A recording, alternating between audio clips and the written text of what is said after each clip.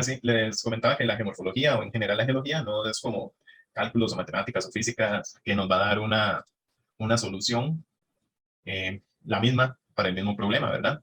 Cada uno podría atacar el problema de diferentes formas y pensar diferentes hipótesis. Y también es una rama que cambia en función del conocimiento general que se tenga. Y eso es un poco complejo, porque, por ejemplo, imagínense, ustedes ya han visto, digamos, la parte tectónica de placas. Nada más para citar un ejemplo. Antes de los 70s, todo se explicaba sin tectónica de placas. La, la zona de subducción apenas estaba empezando esas teorías, pero igual se hacía geología y mapas geológicos, solo que los conceptos eran muy diferentes. Entonces no es algo, digamos, estático.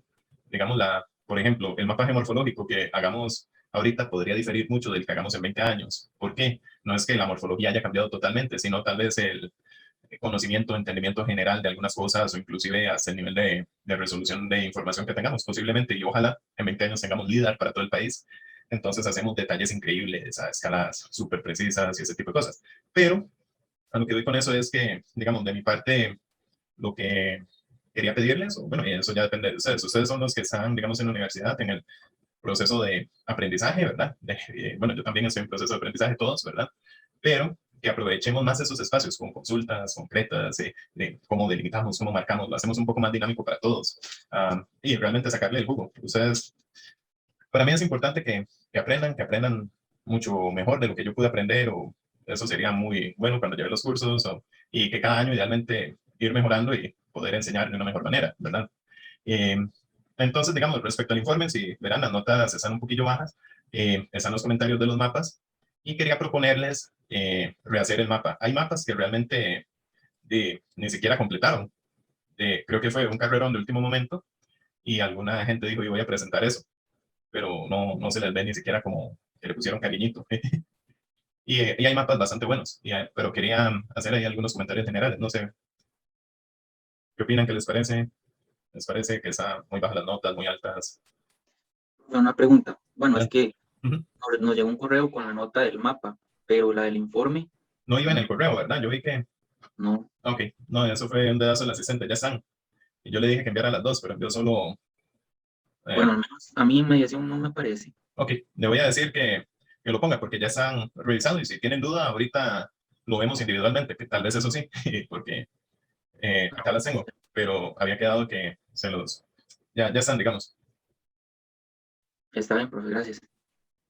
Y, bien, entonces hice una presentación cortita de algunos comentarios, digamos, como para comentar diferentes mapas. Cada uno tiene los comentarios de los suyos, pero también uno, bueno, se dice que uno no aprende cabeza ajena, pero tal vez viendo algunos errores o posibles mejoras comunes se puede aprender, o inclusive cosas buenas hechas en algunos mapas, ¿verdad? Entonces voy a compartirle una presentación y más bien la idea es que lo discutamos, hagamos esta sesión como una sesión de discusión y preguntas, ¿verdad?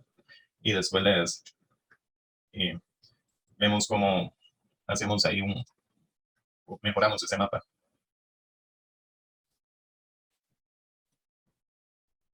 Bueno, lo dejé en anonimato, ¿verdad? Los mapas, para que cada uno sabrá cuál es el de cada uno. Lo están viendo en pequeñito, ¿verdad? O en grande. En modo presentador. Ok, Ahora sí, profe, grande. ahora sí. Ok, gracias. Entonces sí, bueno, comentarios del mapa geomorfológico. Ve, aquí voy a anotar alguna. Bueno, más bien, hagamos el siguiente ejercicio. ¿Qué cuestiones creen que podríamos mejorar en ese mapa? ¿Qué observaciones podríamos sacar? ¿O qué faltó? ¿Qué está bastante bien? ¿Qué consideran que no está bien? Antes de yo opinar, me gustaría, como para hacerlo Profe, más tal dinámico. vez delimitar el cañón. ¿El Bien. cañón? Ajá. Ujú. Yo voy apuntando. Faltan algunos abanicos. También la parte montañosa está general, no tiene como Las pendientes o así. deslizamientos ni los escarpes. Los tajos y esas cosas que hay por el río. Ok, ¿qué más? Bueno, no le den tan duro, son sus compañeros, ¿eh? De mi parte siento que se ve muy cuadrado en el sentido de que no tomaron en cuenta las curvas de niveles que también a veces dicen mucho, entonces siento que en este mapa fue como bla, bla, bla, lo hicieron como sin tener el cuidado de las curvas de nivel. Ok. Sí, los contactos, digamos, eso es casi un triángulo o cosas así, ¿verdad? Entonces está el modelo de sombras abajo y se nota que que ahí no iría por el modelo de sombras propiamente. ¿Ok? Y de las unidades que están acá, digamos, ¿hay alguna que consideran que no es adecuada o sí? Tal vez indicar en D1, D2, D3 un poquito más, bueno, D1 y D2, porque realmente ahí dice, para alguien que no sepa, dice lo mismo, pendientes y colinas denodacionales, pero qué tipo es una y qué tipo es la otra. Ajá, ¿verdad? Como diferenciar es Ajá. un poco más inclusive, porque no se sabe exactamente cuáles son de más pendiente, de menos pendiente o ese tipo de cosas, ¿verdad? A mí me llama la atención lo de kárstico. No sé si Ujú. A mí también. Porque ahí, digamos, y con ese comentario, tal vez uno se fija en la tabla del ITC, ¿verdad? No, busca llanuras y hay diferentes tipos de llanuras o morfologías planas, ¿verdad? Entonces, el hecho que diga kárstico ya lo está asociando a una litología específica. Y vieras, les comento, no he podido quitar el título de esa semana que dice morfología kárstica, pero cada vez que trato de quitar la foto y el título se pega y colapsa mediación, entonces hago el paréntesis ahí porque no toca esa semana, ya casi lo vemos, pero esa no era. Y al no, rato me meto a ver si hay algo nuevo. es que no lo puedo quitar, no lo puedo quitar para el examen y colapsaba y sigue colapsando. No entiendo qué le pasa a la mediación y es con esa. Tal vez la foto era muy pesada y se traba. Pero bueno, ahí ustedes tienen que hacer un merge, una unión de conceptos, la geología con la geomorfología. Podría ser kárstico, sí. Tenemos rocas calizas o rocas que podrían tener karst. Sí, no. Si sí tenemos, podemos mantener la teoría. Si no lo tenemos, de ahí, tal vez la desechamos y vemos qué geología hay y qué geomorfología nos puede dar ahí. Entonces, sí, eso, digamos, es como una preguntilla interesante, el por qué karst, ¿verdad? Después, por ejemplo, ¿esos qué opinan?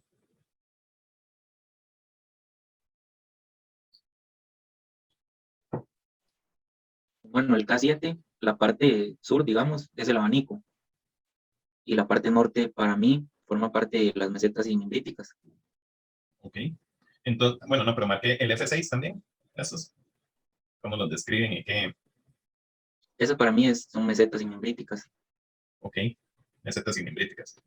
Entonces, digamos, ahí está clasificado como terrazas fluviales. ¿Podría ser una terraza fluvial?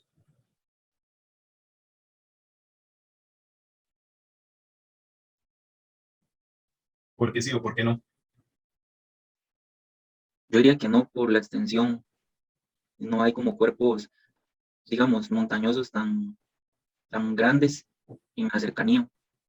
Realmente es complejo. Al rato, digamos, si uno se lo dan en un contexto que no conoce nada, digamos, sin coordenadas ni nada, tal vez uno podría pensar, y tal vez son unas terrazas fluviales disecadas, podría ser. El ángulo de disección es alto ahí, ¿verdad? Es, digamos, no el ángulo, sino la cantidad, la profundización de los cañones son 100 y algo de metros. Es factible porque son geomorfologías bastante planas, pero al tener información geológica, ¿verdad? Hacemos lo mismo que con CARS. Tenemos más información. Acá sacamos materiales de construcción, todas esas zonas son tajos, sacan ignimbritas, tenemos la geología que dice que son ignimbritas, también tenemos bueno, varios artículos, estamos en un ambiente volcánico, no hay tanto depósito aluvional, entonces sí podemos o tenemos elementos para definir que posiblemente no es una terraza fluvial. En ese caso, porque tenemos mucha información, ¿verdad? Y revisamos la bibliografía, digamos, la parte de, no quiero que desliguen la parte geológica de la geomorfológica, eso es un mensaje que quiero que se lleven y que quede bien claro. Por ejemplo, que ustedes lean, sí, información tiribí, aquí tal cosa, me hacen un documento escrito muy completo, pero no lo usan para su análisis. Entonces tienen que usar la geología como parte de análisis para la geomorfología, ¿verdad? Entonces, digamos, si yo describí la formación Tiribí, revisé los mapas y vi que estaba acá, revisé el trabajo de Wendy Pérez del 2006, creo, y vi que tiene un gran depósito de planicies inimbríticas, después hay unas tesis ahí que les envió los correos de la biblioteca, me envía las tesis que consulté, hay un montón de trabajos de estratigrafía del Valle Central, volcánica, hay uno muy bueno reciente de Chris Atiel y Ananit, creo, ajá, creo que 2017, algo así, de estratigrafía volcánica, o por ahí, cerca de ese año, ustedes lo encontrarán. Y tiene mucho detalle sobre esas morfologías y tal vez algunas otras que se pueden diferenciar por ese sector, ¿verdad? Pero integren eso. Y con lo que comentan, digamos, de inicialmente acá, lo que es tajos, cañones, deslizamientos, abanicos, sí tiene cosas que mejorarse, ¿verdad?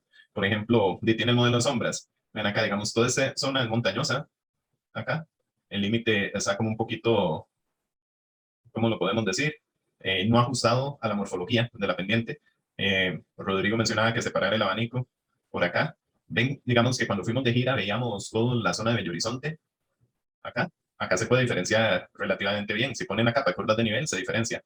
pero en el mapa no está, es como si fuera plano, entonces es como tirar una unidad, imagínenselo en perfil, a veces cuesta un poco en planta y en perfil, pero si tenemos un abanico fluvial y una montaña acá, digamos, a veces cuesta un poco, no es que cuesta hacerlo, pero cuesta trabajo empezar a imaginarse las cosas en 3D, ¿verdad? Y ese abanico viene acá, bajando la pendiente, es muy poco probable que suba la pendiente y siga siendo la misma geomorfología, ¿verdad? Eso es poco probable. Tal vez aquí está pasando algo, que está levantando esa montaña, ¿verdad? Y que sea diferente al abanico. Entonces, cuando estén haciendo los límites, marcando en los cañones, sí, claro, aquí se ven totalmente de acuerdo, hace falta como incluir esos cañones, mejorar trazos, etcétera. Y esos traslapes acá, que se ven un poquillo raros, es un poco complejo. Sé que, digamos, no es muy fácil a veces empezar a trabajar con sistemas de información geográfica, pero también tienen la libertad, vean que no les pedí archivos shape, sino que ustedes tienen la libertad de exportarlo y dibujarlo, si le queda más fácil en Adobe, como el primer trabajo que hicimos de abanicos aluviales, y lo pueden hacer en Adobe. Es más, yo creo que yo lo haría así.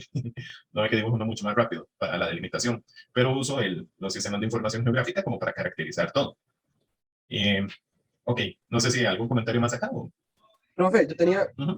una pregunta, por ejemplo, en la parte de la leyenda está bien hecho, que se le puso, bueno, por ejemplo, de uno se le da el color, pero abajo se escribe como otra vez de uno. ¿Eso está bien hecho o no está? ¿Cómo lo considera usted? Ok, yo le hubiera puesto el D1 aquí, ¿verdad? De una vez dentro, y no lo pongo acá, y acá le pongo el título. El título, ¿verdad? Es que si no, como que uno se pierde muy rápido. Ajá, es un poco confuso, sí, porque uno dice, ok, el D5, ok, es penillanura, pero ¿qué color es? Y me tengo que ir aquí a D5, y después al mapa. En cambio, si toda la información es aquí, o aquí, ponerle 2 puntos y el título, El porque título. casi que cabe. Sí, sí. Y si no hace la letra un poquito más pequeña, esa ya es la parte estética, ¿verdad? Sí, sí, sí. Ahora, QGIS da como mucha libertad de hacer eso. Después, profe, bueno, tal vez eso lo podamos ver en otra clase. bueno, esa, Bueno, está de bien. una vez. Yo tengo la duda a la hora de hacer los mapas, Ujú. porque yo lo que hago es como exportar otro, o sea, como escribir encima del mapa, sinceramente. Pero ¿cómo puedo sacar de una vez las capas con sus respectivas simbologías F6? Bueno, de uno, ya de una vez dentro de QGIS, por decirlo así. No pasarlo a Illustrator y en Illustrator poner un texto y ponerlo ahí y después en la barra ponerlo dentro de la barra. Es una pregunta compleja. Si me pregunta a mí, yo digamos, por ejemplo, lo que hago, yo lo hago en ArcGIS y lo que hago es que convierto, eso, bueno, está en el video que les había dejado, lo convierto en gráficos, porque la leyenda, digamos, con la leyenda es un poco complicado porque él me lo ordena diferente en el orden que le da la gana, ¿verdad? Con respecto al ID que yo creé. Entonces, si yo primero dibujé, digamos aquí, el D5, después pasé a dibujar F7, después pasé a dibujar D8, seguro en la leyenda me va a presentar D5, F7, D8, y yo tal vez quiero todos los denotacionales primero, después un orden ahí específico. O, por Sí, sí. ejemplo, en geología complejo, Nicoya, y me lo pone arriba del cuaternario. Entonces, sí hay que poderlo manipular, y no sé, tal vez sí se puede hacer en QGIS o en ArcGIS de una vez que salgan en el orden que uno quiere, desde la leyenda, pero yo no sé hacerlo. Yo lo hago como Ajá. que lo convierto a gráficos y ahí lo acomodo. Ah, ok, ok, sí, sí, yo creo que en QGIS lo que hay que hacer es pasar como los colores a clasificar y cuando uno los está clasificando, uno les puede cambiar el orden ahí. Ah, ok. Entonces, sí, sí, sí. Sí, yo digamos, para ya las ediciones, un poco de presentación, a veces me voy a Adobe Illustrator, Ah, porque, ok. por ejemplo, pasa también que tiene aquí el nombre del río, y ahora me estaba pasando en unos mapas que estaba haciendo, era el río Cañablancal, y cuando le doy formato salida y quiero rotular el río Cañablancal, la ñ me sale como un cuadrado. Ujú. Entonces me voy al formato de dibujo vectorial y arreglo la ñ. Bueno, sí, sí, sí, tiene como esa libertad de estarlo cambiando. Y de último comentario, nada más como una diferencia entre QGIS y ArcGIS, es que en QGIS uno, por ejemplo, esto que decía las curvas de nivel, como dibujar algunas de las curvas de nivel, uno lo puede hacer con una opción en QGIS que para algunos de los compañeros, si lo llegan a necesitar, nada más me avisa, que por ejemplo, la curva de nivel de 1100, entonces se marca toda la curva de nivel de 1100 durante todo el complejo, entonces tal vez les pueda ayudar como para la edición ¿Y más, qué hace? más Que sigue la curva de nivel. hasta donde yo quiera, hasta el punto que yo quiera, y después me puedo tirar a la otra curva de nivel y ahí la vuelvo a tirar. ¿Y es una opción especial o, Sí, digamos, es un complemento, no? sí, es un complemento de dibujo, ¿Y cómo pero se llama? ya lo trae. Si gusta, ya te lo enseño por pantalla compartida. ¿Dónde Ah, es? ok. Si quiere, dejémoslo para ahorita, a ver, y seguir viendo lo de los mapas, pero, o pongámoslo en el chat y al final lo vemos, porque sí me interesa. Está bien, está bien. Ok.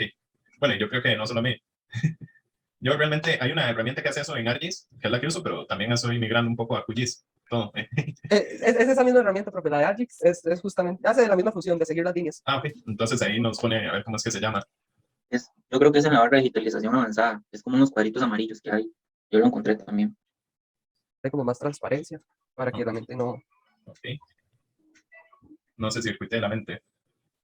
Profe, yo ahí tal vez creo que hubo como alguna confusión entre los grados de pendiente o algo así, y los colores, nada más. Eso, Ujú. ok. Porque precisamente, digamos, eso es un error y fue bastante común.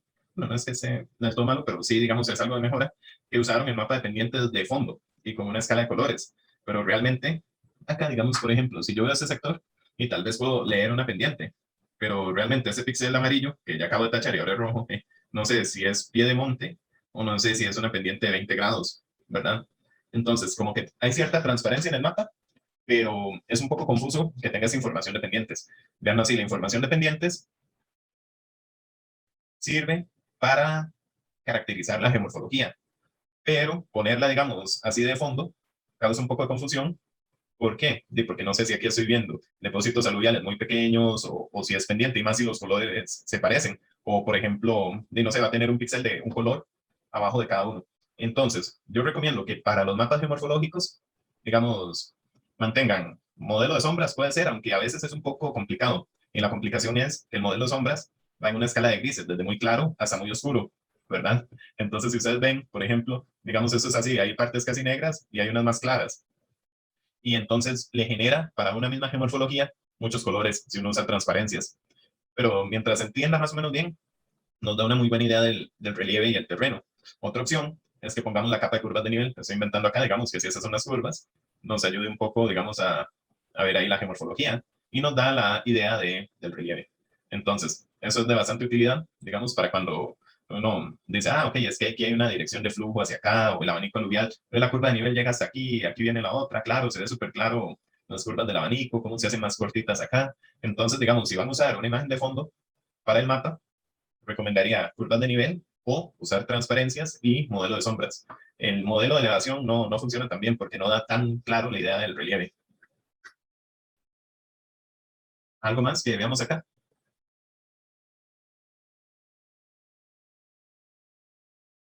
Profe, tal vez en simbología nos faltaría el norte, o eso. Sí, yo lo recorté. Creo que sí estaba, pero sí, Ah, bueno. obviamente, todo el mapa es que recorté ahí la parte de los nombres. Entonces sí, sí lo tenía, pero todo mapa debe llevar norte, escala, coordenadas, ¿verdad? Entonces eso por un lado. Después en simbología hay algo ahí interesante con este, que pueden notar. Que no es el símbolo de corona. Ajá. El símbolo de corona sería algo como decía, el que nos tiene en pandemia. Me quedó muy feo el símbolo del coronavirus. No, pero corona es incompleto un poquito, digamos, por así decirlo. Corona de deslizamiento tal vez sería lo más adecuado. Pero vean acá, acá tiene rayitas, acá tiene flechitas y aquí flechitas. Entonces, en este caso, digamos, por ejemplo, a veces es parte de la limitante que tiene uno, digamos, de esos programas del QGIS. Es un vector, es una línea y no lo da así el símbolo. Pero si yo me paso a editarlo un poquito en algún programa vectorial, ¿verdad? Podría hacerle algo como esto. Porque en la mayoría de los casos son herraduras a nivel de símbolo. Y le pondría deslizamiento y dirección de flujo, digamos, como pensando en uno de esos que tienen flechitas. Pero igual, si lo van a usar así con las flechitas, acá lo pueden poner también acá.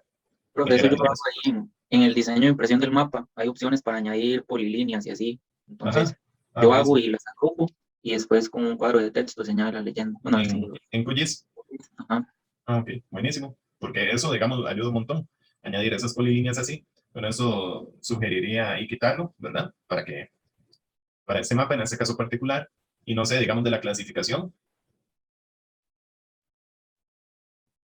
Y se ve bastante bien. Digamos, montañas denudacionales es un nombre bastante genérico, ¿verdad? Entonces, es un poco complejo, ¿verdad? De montaña nacional. Mm, Clasifiquen un poco más de pendiente fuerte, moderada. Hacen un mapa de pendientes, ¿verdad? Aquí se hizo el análisis, entonces lo pueden subdividir un poco más. Recomendaría. Después, ven acá el F6, depósitos aluviales. Toda esa parte realmente es como una fila, es una parte montañosa. Si ven, hasta hay divisoria de aguas para acá y para acá. Entonces, eso es muy poco probable que sea, digamos, aluvión.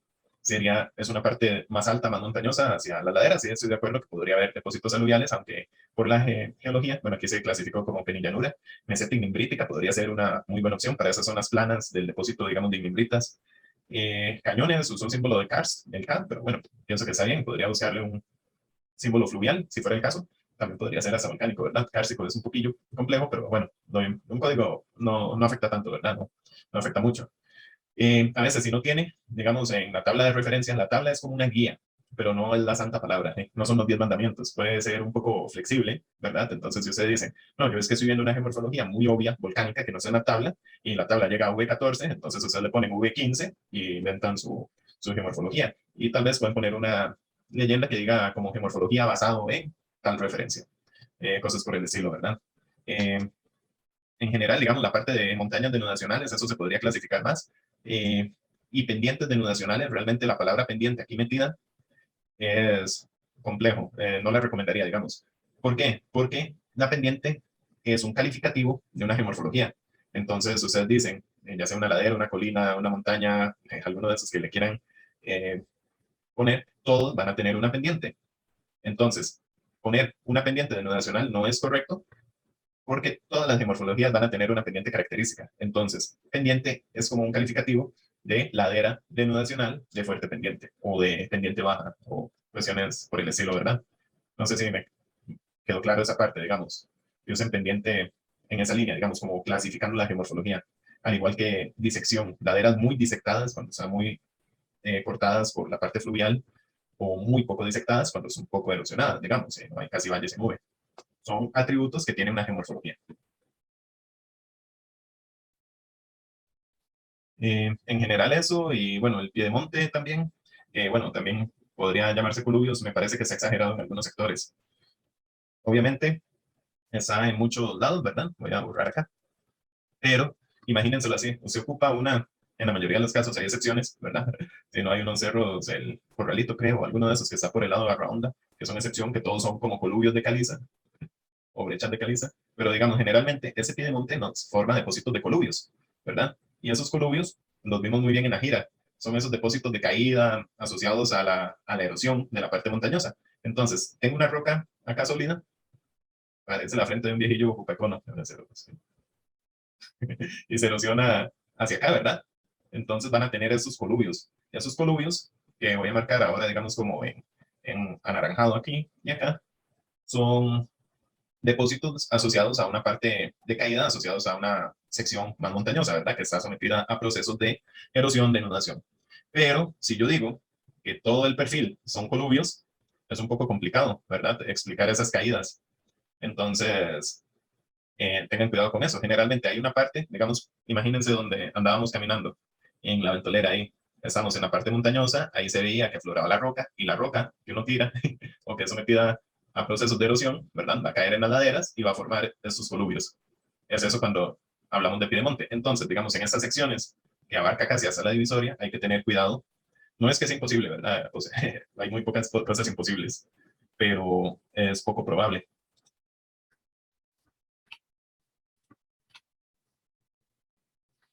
Ok, ese mapa, ¿cómo lo ven?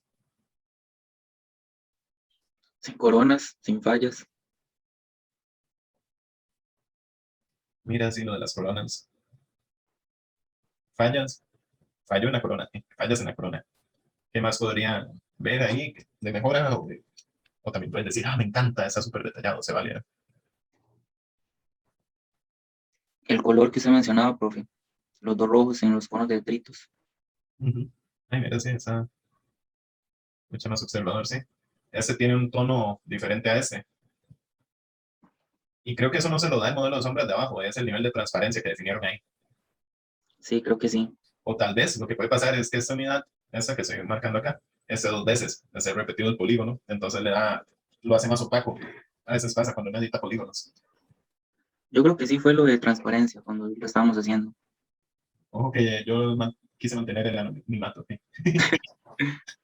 Ok, entonces, esos uniones, digamos, por ejemplo, en la medida de lo posible, no es que esté mal, traten de evitarlo, y pueden unir la geomorfología, si listo. ¿Por qué? Porque puede ser un poco confuso con fallas, caminos, ríos. Entre más limpio esté, no es que esté mal, repito, pero entre más limpio esté, mejor, porque es menos confuso. Y más que en esos mapas ponemos muchos elementos. Después, igual, algunos contactos un poquito angulares que podría mejorarse acá, ¿verdad? Pero eso ya, digamos, en términos generales está muy bien. Pero tal vez algunos sectores, y en vez de terminar eso así, tal vez ya uno le da pereza hacer tantos clics. Pero hacia así, hay unas opciones de más curvatura en las líneas. Eso lo puede implementar ahí. Después, esa simbología me parece bastante completa, ¿verdad? No obstante, acá, digamos, eso es como lo que comentábamos en el mapa 1 que me había preguntado, creo que Juan Guillermo, que si había opción de, no opción, sino como de poner el símbolo a la par y el nombre, ¿verdad? Acá que le recomendaría también agruparlos. Digamos, ve que aquí está el F1, F7, tal vez aquí, bueno, no hay más fluvial, creo. Ajá. Entonces, poner aquí unidades de origen fluvial y pone la F7 y la F1, o F1 y F7. Después pone unidades de origen, bueno, y la F2 está, ¿verdad? Ah, y F13, qué chapa, no los vi. Entonces, todos esos los pone en un subtítulo. Entonces uno genera subtítulos y a la hora de leer el mapa es como, por así decirlo, las geoformas de origen denudacional, ah, son estas. Las de origen estructural, ah, aquí están. Y Profe, sí, una pregunta. Digamos, ahora que usted dice eso, se podría poner un ejemplo. Es que si ve la leyenda, el programa lo acomoda en orden alfabético. Entonces podría poner como A, fluvial. Entonces poner A.1, abanico, A.2, o quedaría como muy cargado. Es como que no, cambiar el código, digamos. No no, no, usar es Fs. el nombre, digamos, poner ahí, antes de abanico aluvial activo, poner como A1, abanico aluvial activo.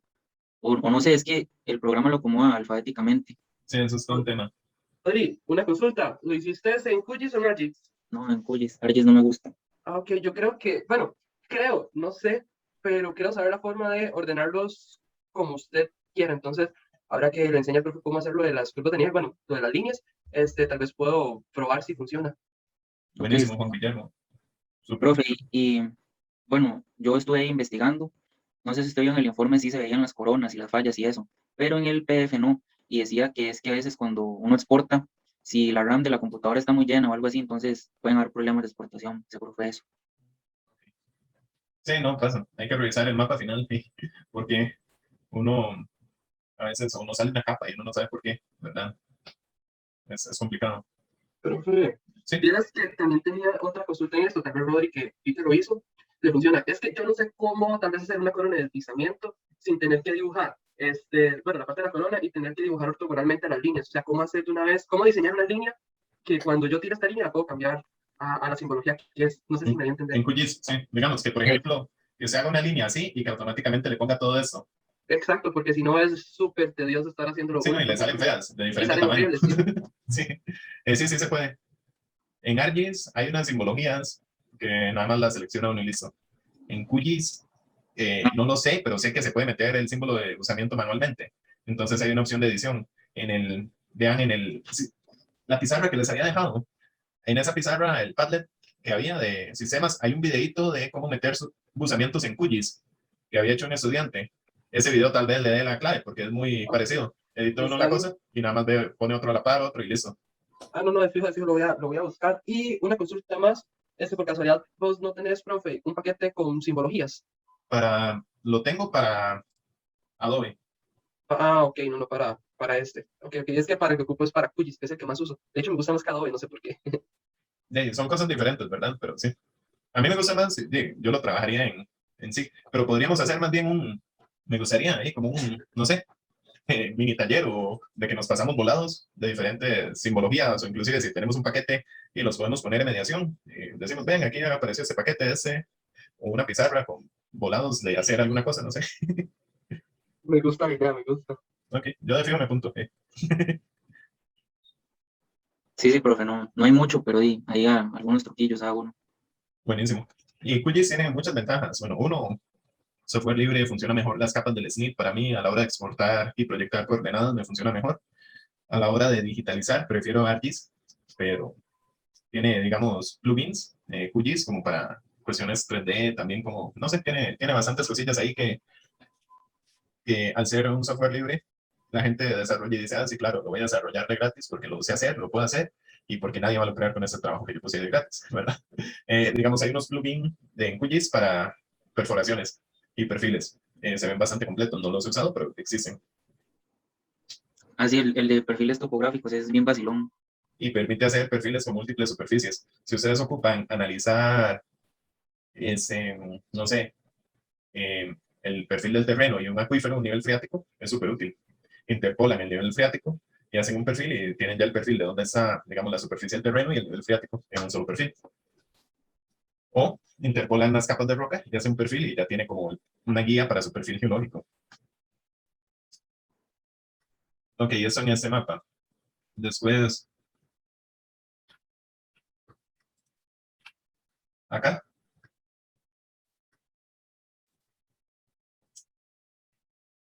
Obviamente les falta un montón, ¿verdad? Ese mapa quedó bastante incompleto, toda esa parte. Y como que para mí fue muy hecho a la carrera. Empezó con los cañones bien, pero creo que llegó como así. Y después eso de poner el color sólido, y yo use colores sólidos o no, pero entonces sus contactos, partes no terminadas, ¿verdad? Y queda un poco complejo. Bueno, y aquí de los tajos, y es del mismo color gris que la base, entonces es un poco complicado. Y aquí algunas cosillas nada más, pero creo que, o por ejemplo acá, una divisoria de aguas. Eso realmente no está diciendo mucho, ¿verdad? Porque casi que todos los puntos son divisoria de aguas. Pero marcar una geomorfología como divisoria de aguas, digamos como un polígono, la divisoria de aguas, imagínenselo así, esta es la montaña y es esta. Yo me acabo de dar cuenta que la calle que veo enfrente es la divisoria de aguas del Atlántico y el Pacífico. Hace poco me di cuenta. Y aquí en mi oficina, en la casa. Y entonces, una divisoria de aguas es un elemento lineal, no es un área.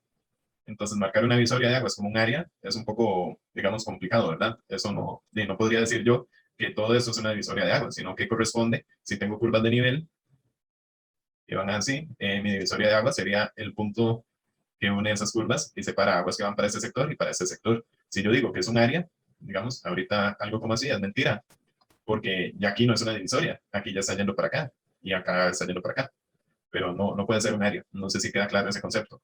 Tiene que ser un elemento lineal.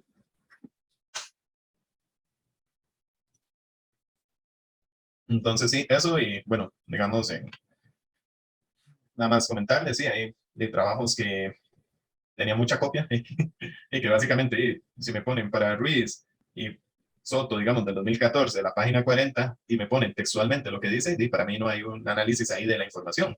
Y según esos autores, y lo otro que decía, hay y ahí están copiándolo, nada más. La idea, digamos, por ejemplo, para mí, como deberían hacer esto, es ustedes construyen su idea, digamos, ustedes describen abanicos pluvioaluviales, ¿verdad?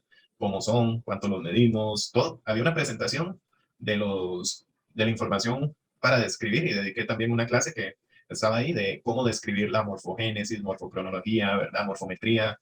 Entonces, ustedes hacen toda su descripción de esos elementos. Adicionalmente, entonces ahora sí, esa descripción coincide con las descripciones realizadas por autores previos como pueden ser estos autores o inclusive que haya más autores, quienes indican, no sé, tal y tal cosa. Digamos que en el sector septentrional son más amplios y es una observación que yo también hice y saqué de mi mapa, pero la pongo en mis palabras, es la información que yo extraigo ahí. Digamos, ustedes tienen que aprender a, por así decirlo, describir ustedes hay un montón de información en el medio que tienen que revisar o que pueden, no tienen, pero deben revisar, comparar, discutir y uno hace un análisis. Entonces sacamos similitudes, diferencias, por ejemplo, puede que a la hora de escribir la geomorfología ustedes difieran de lo que dicen esos autores y diga, ok, en nuestras observaciones vimos que hacia el sector septentrional son más angostos, a diferencia de que lo que dicen tales y tales quienes sugieren tal y tal cosa. Eso se debe a que utilizamos, no sé, un mayor detalle para la delimitación geomorfológica y realmente ese abanico se puede dividir en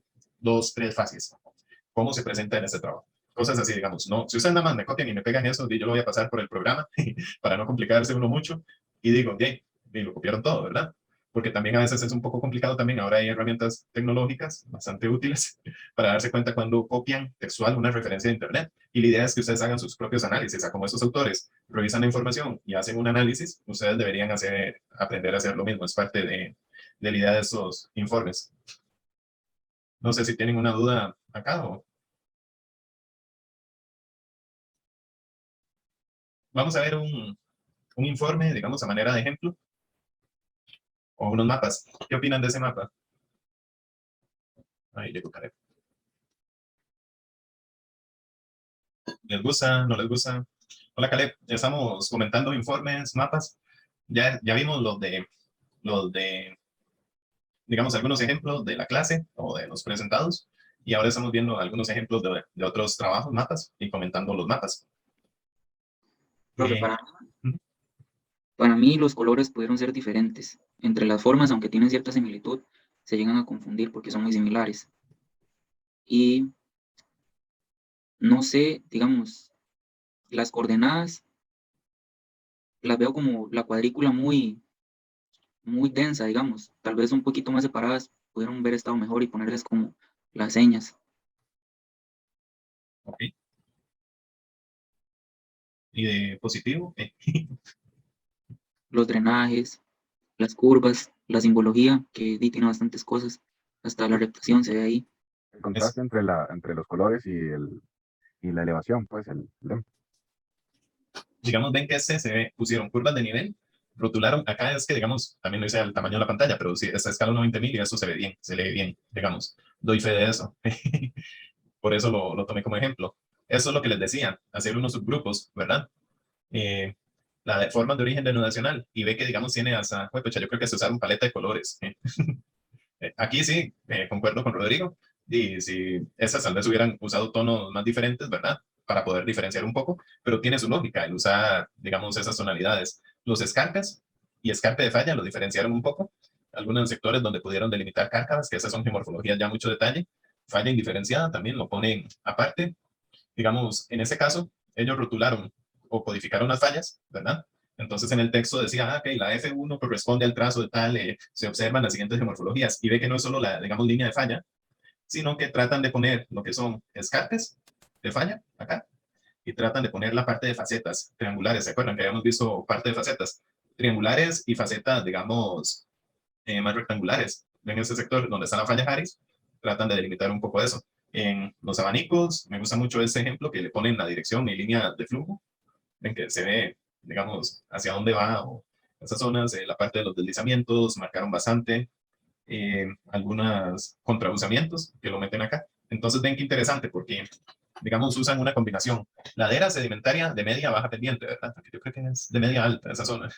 Pero dentro de la ladera sedimentaria puede tener, esa es la leyenda y esa es la simbología, ¿verdad? Dentro de esa ladera sedimentaria, dicen, hay partes de esa ladera sedimentaria que son contrabusamientos. No voy a hacer una geomorfología aparte, sino que a nivel de simbología represento eso. Es como la faceta. La faceta está dentro de un escarpe de falla, una geomorfología que marcaron como escarpe de falla y que tiene facetas. Eso me gusta mucho.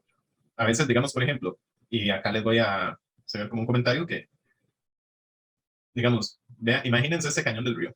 Es un cañón del río asociado a tenemos unos depósitos ahí aluviales, ¿verdad? Y está asociado a una traza de falla, ¿verdad? Y ahí viene el río. Entonces, imagínense todas las posibilidades que yo tengo para marcar geomorfología acá. Yo podría marcar el cauce, es una opción, ¿verdad? Digo, este es el cauce, eso digamos que es una barra de meandros. Es dos opciones, marqué ahí. O es una terraza, ya opción 2 y opción 3, ¿verdad? Voy a ir marcando acá las opciones para un mismo sitio. Digamos que, por ejemplo, entonces marqué eso como cauce. Entonces yo digo, ok, voy a agarrar y todo esto que está acá es un escarpe. 4 opciones.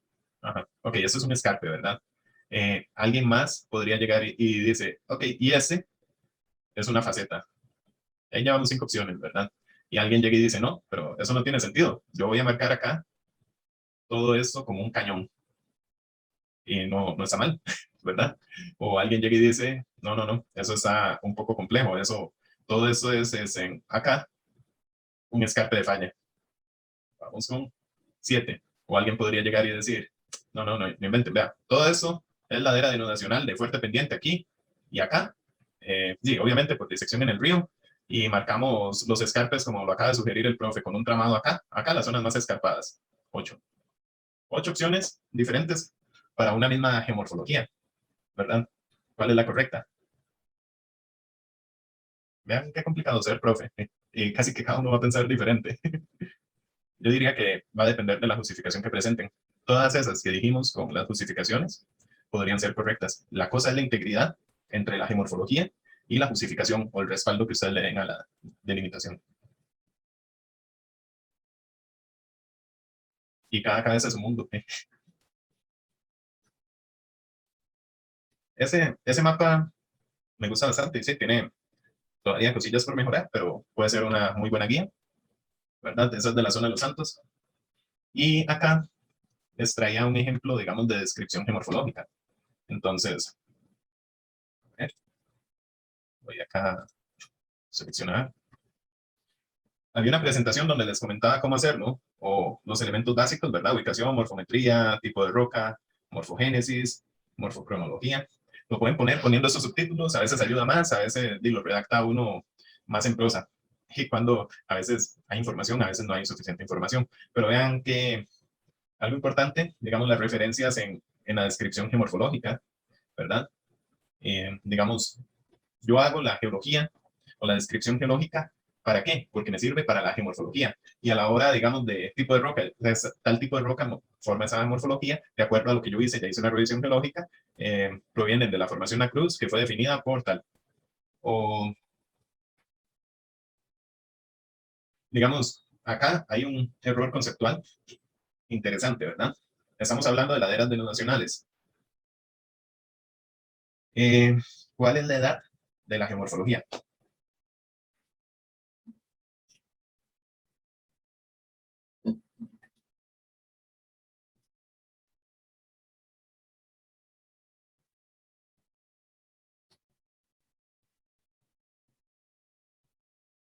Nadie. Digamos, no. Bueno, voy a replantear la pregunta. Tenemos una roca sedimentaria que se formó en el Mioceno superior, ¿verdad? Ahora está expuesta. Y es una ladera denudacional de origen sedimentario. ¿El Mioceno superior es la edad de esa geomorfología? No, profe, No, ¿verdad? ¿Por qué? porque se va modificando conforme pasa el tiempo. Entonces, en el Mioceno superior fue cuando empezó después de que se formó, empezó a tomar cierta geomorfología que fue cambiando con el paso de los años. Inclusive, vean, así, en la parte de una roca sedimentaria, es que en la India no es tan obvio el caso, pero imagínense, y acá está la cuenca sedimentaria, ¿verdad? Y digamos, no sé, esa conchilla que está ahí es un pecten y me dice que es del Mioceno. Si el pecten y la roca, la formación geológica es del Mioceno, en el Mioceno, esa formación está en la cuenca sedimentaria. Y si de ahí, digamos, está, por ejemplo, el nivel del mar, eh, ¿verdad? Y todo, tiene que pasar una serie, digamos, de tiempo geológico, un montón de tiempo, para que eso ya esté formando una montaña, se levante por tectonismo y esté erosionándose. Entonces tienen que tener cuidado con eso. En volcánico, por eso la pregunta que les hacía la cambié a sedimentario, ¿verdad? En volcánico es diferente, porque tal vez la colada de lava, o tenemos el ambiente volcánico, ¿verdad? Y tal vez esa colada de lava me produce unas geomorfologías particulares que tal vez sí van a tener la edad de esa colada de lava, ¿verdad? Pero no siempre es así. Y digamos es más claro en el ejemplo sedimentario, que tiene que pasar una serie de procesos que chocó la placa de la cordillera de Cocos, produjo un levantamiento, ese levantamiento tal vez pasó en los últimos 4 millones de años, entonces la erosión de eso se basculó hace tanto. Ese sería como la edad más apropiada de la geomorfología.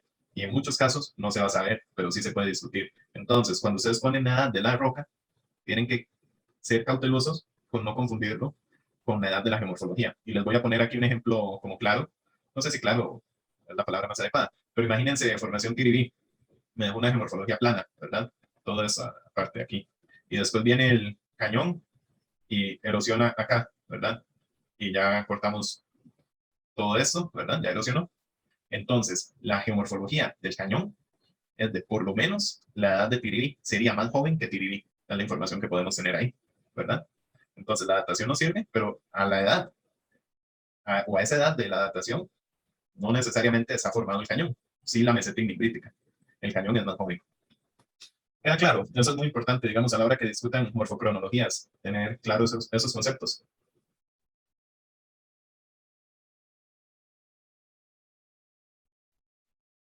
Silencio positivo. Sí. No, si tienen dudas, pregunten. Muchísimo gusto. Por mi parte sí está claro, profe. Ok. No, y es importante, porque a veces, digamos, uno no se lo aclaran y uno erróneamente tiende a pensar eso, que es la de la roca, pero no necesariamente. Ay, me fui muy allá. Ok, ahí tenían algunos ejemplos, digamos, de descripciones de geomorfologías, después lo pueden ver con detalle, figuras dentro del informe. Hay cosas importantes. Y que cada vez que se dice figura 6 acá, por ejemplo, ustedes van a un documento en el texto y aquí dice figura 6. En la figura 6, es decir, mencionar las figuras que van dentro del informe en el texto. Algunos rasgos particulares, digamos, por ejemplo, ese informe, dijeron, voy a hablar de los drenajes acá y voy a sacar una figura de los drenajes y eso ya tienen las capas de los ríos. Bueno, aquí tal vez les faltó escala, coordenadas, ¿verdad? Que sería el norte, que decía, creo que Aredis, que es bastante importante también. Entonces, todos los elementos, digamos, de un mapa, una representación de mapa, pueden venir acá, o por ejemplo, van a detallar un poco ese abanico aluvial y esa faceta o lo que sea, pueden hacer una figura a más detalle, o ven acá, digamos, qué interesante, hacen este tipo de comparación, el modelo 3D de Google Earth con la geomorfología que ellos delimitan, y hacen algún comentario ahí asociado. Todo eso se vale. Es importante, digamos, a la hora de mencionar figuras en un informe, citarlas dentro del texto. Hay una manera de hacerlo, no sé si ustedes trabajan con Office o no utilizan Office. Digamos, Word y así. Ajá. Sí, sí. ¿Alguien no usa Word? Profe, yo uso Docs. Ok. Y permite hacer referencias cruzadas y eso. Eso es gratuito. Bueno. Sí, es el de Drive. Vieras, Ah, no, ya. entonces, no, bueno, no he encontrado la opción donde permita hacer eso, pero no. Uno lo tiene que ir haciendo a orden, realmente. No es Ok. como Word, que uno puede de una vez guardar la cita y al final tira todo el machote de bibliografías ordenado y esto, entonces sí. Sí, eso es una maravilla.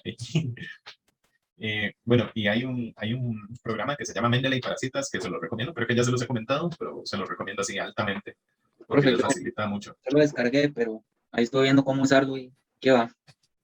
¿Quiere que le haga una inducción? Sí, sería bueno, por favor. Profe, Ajá. perdón, yo creo que el Mendeley una buena herramienta son los quiz, porque uno, digamos, cuando uno va a Google y quiere guardar la cita, no necesariamente necesita el PDF del archivo, entonces, por qué sé yo, uno descarga el quiz y ya con eso uno se la juega, entonces sí es una muy buena herramienta el Mendeley. Sí, pero tiene que leer el PDF. Sí, ¿Cómo eso va a sí, citar algo que no leyó? eso sí, pero y para no tener la acumulación de PDF descargados, más que todo. Ajá. Digamos, yo la abrí con el correo institucional, no sé si ustedes, si tengo 100 gigas de almacenamiento en la nube. Sí, yo creo que yo también lo abrí con el correo institucional. Se lo recomiendo con correo institucional porque esos 100 gigas es una maravilla. Yo me paso el compu y abro, bajo y listo. Ya ahí tengo todos los artículos que he citado en algún momento y creo que va a costar que le lleguen los 100 gigas, aunque ya tengo un montón metido. Pero si quieren, les hago un breve video del uso de Mendeley y creo que la otra semana, ahorita les mentiría si se los tengo para ahora, para que le den un ojo y se inscriban a mi canal y le den like y comenten. Varas. Para que les sirva, porque tiene muchas funciones útiles y lo utilizan, digamos, con Word. Y una de las cosas que más me encanta de Mendeley es que usted puede buscar dentro del PDF, digamos, si usted guarda los PDFs, que es la ventaja de guardar los PDFs, digamos, yo pongo en mi carpeta de Mendeley, no sé, formación a cruz, y automáticamente en las carpetas que tengo me selecciona todos los PDFs que hablan de formación a cruz. Si tiene, bueno, texto con reconocimiento y todas esas cosas, ¿verdad? Entonces, para cuestiones muy específicas, uno dice, mira, tal autor habla de eso, tal autor habla de eso, entonces queda muy, muy fácil a la hora de buscar y comparar bibliografías. Y también el uso de etiquetas es muy útil, porque entonces aquí usted le pone artículos de geomorfología, artículos de geología estructural, o no sé, ahí van viendo y poniendo sus etiquetas y después pueden filtrar solo por etiquetas o por autores y queda bastante bien. Entonces sí, eso de referencias cruzadas, Word, PDF. Yo realmente muchas de esas cosas no las sabía hacer cuando me gradué. Y yo hacía las tablas, los índices, insertaba una tabla y lo hacía a mano. Y ya se podía hacer, pero nunca me lo enseñaron, no sabía hacerlo. Referencias cruzadas no lo hacía. Entonces en la tesis me acuerdo, mira, metamos una figura nueva y tuve que ir una por una corrigiendo todas las figuras de toda la tesis. Y quita mucho tiempo y hay herramientas mucho más eficientes que se pueden utilizar. Por ejemplo, acá es un ejemplo de descripción de geología regional. Algunos trabajos me dijeron, sí, en Geología de Costa Rica dice lo siguiente, y con viñetas, formación tal, y una oración, formación tal, otra oración. Y la idea es que sea una descripción, digamos, donde idealmente contraste más de un autor, ¿verdad? No que sea, digamos, a veces no hay más que un solo autor haya publicado sobre algo, o sea, la referencia, o hizo una síntesis muy buena, pero digamos, si ven acá, digamos, mencionar varios autores, enriquece el documento, ¿verdad? Entonces, digamos, por ejemplo, formación TDD, depósitos de avalancha ardiente, también como se le conocía. Entonces, no obstante, acá digamos, no mencionaron que lo define como TDD, que es, si no me equivoco, Pérez en la tesis y después el artículo que hay, pero hace una buena síntesis de varios autores, ¿verdad? Que es la idea y que esa información, digamos, les sirva a la hora de describir la geomorfología, que es lo que les decía al inicio, no lo desliguen, utilícenlo como complemento. Ahí les queda como ejemplo, tenían el trabajo de Pablo Ruiz también como ejemplo, que había subido el profe, que está bastante completo.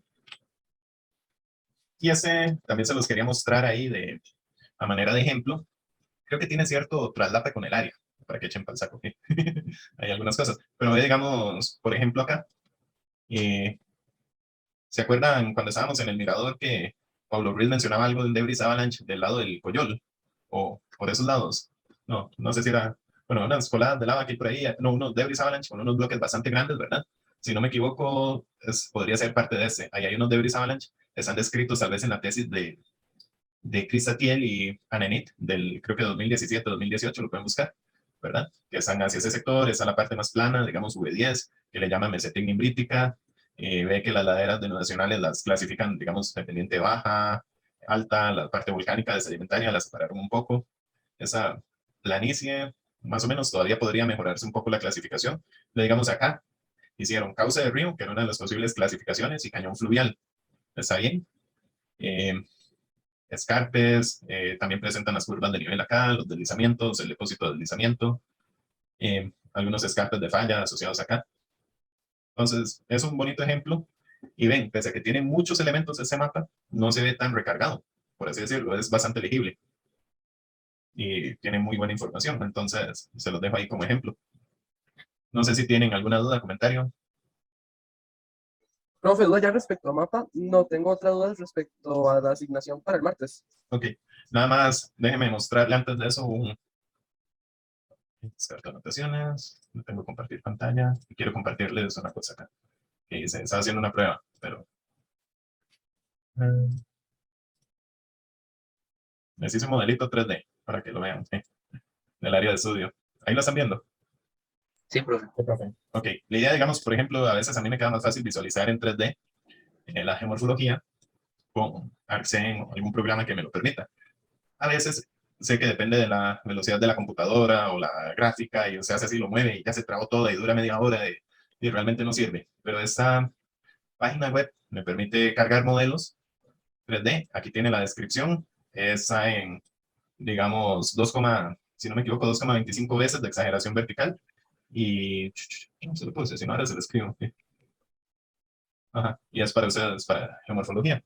Entonces ven, digamos que, por ejemplo, para visualizar cañones o cosas, es más, hasta si tienen lentes de realidad virtual, pueden verlo acá, y sentirse como que están ahí en la geomorfología del Valle Central.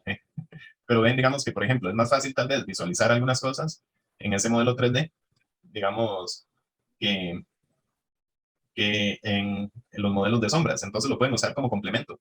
Se ubican bastante bien, digamos, si quieren corregir el mapa, y ven, digamos, por ejemplo, no sé, estos contactos, se ve bastante claro acá, donde podría uno delimitar algún contacto geomorfológico. Inclusive acá lo que hablábamos de la parte, ven aquí, si uno se pone muy detallista, aquí podría ser un cono de talus o un abanico aluvial chiquitito, aquí podrían empezar a ver otros, aquí ya podríamos empezar a marcar todos esos depósitos aluviales, digamos, del lado de Escazú, hacia acá, no sé, yo pensaría en algo como así, ¿verdad? Después entonces también podrían delimitar acá los contraescarpes que vimos en la gira. Acá esas morfologías tal vez podrían llegar como hasta acá. Y ahí les sirven los cañones, es la más obvia, ¿verdad? Lo pueden delimitar acá. Obviamente no les va a servir acá, lo delimitan en la computadora, pero les funciona bastante bien. Una cosa que estábamos viendo, creo que era Carla la que había preguntado en algún punto. Ya ni me acuerdo si se llama Carla, si no me disculpan. Pero por acá le estaba poniendo cuidado. Hay un alineamiento.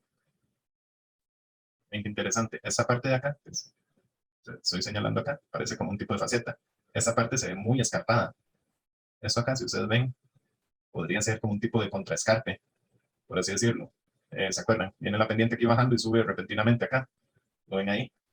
Y, por ejemplo, creo que cerca de ese punto había una depresión anómala, rara, y hacia acá. Ahorita es que voy a mover el mapa, pero hay unas geomorfologías que podrían ser sillas de falla, este tipo de presiones entre dos partes montañosas, ¿verdad? Que podrían sugerir algún trazo como por este sector, pensaría. No está bastante interesante, creo que no está escrito en la literatura de momento, y algo como por ahí, pero no sé. Con el mapa, les queda esa herramienta y les queda, ¿quieren mejorarlo? Mejórenlo. Envíenmelo, pueden hacerlo en parejas. Podemos reconsiderar la nota. Profe, yo tengo una pregunta ahí con el mapa. Sí. Es que, vea, yo no sé, voy a ver si puedo compartir y no se me pega la computadora, porque Okay, entonces ya le habilité que puedan compartir. Si quieren, dejemos bueno, no, sigamos la grabación, no importa. vamos a ver.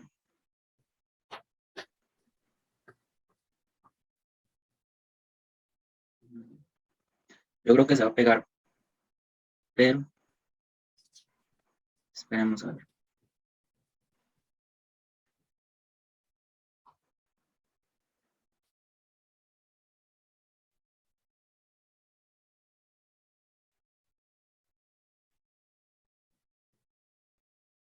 Y se pegó. Démosle chance, a ver.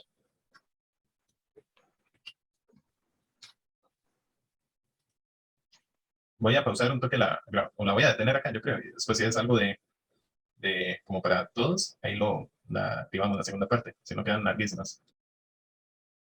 Uno tiene así como de estudiante la idea preconcebida de que qué feo hacerle preguntas a, no sé, Arelis y que no sepa contestar, o a Luis y que no sepa contestar qué playa, ¿verdad? ¿Qué pregunta le hicieron? Mejor le pregunto algo facilito, ¿verdad? Pero es parte del ejercicio académico, que ustedes le hagan preguntas complicadas, digamos, por ejemplo. Entonces, a la hora de ver los videos y estar viendo las presentaciones, también vamos a evaluar la parte de que hagan preguntas sobre esas presentaciones.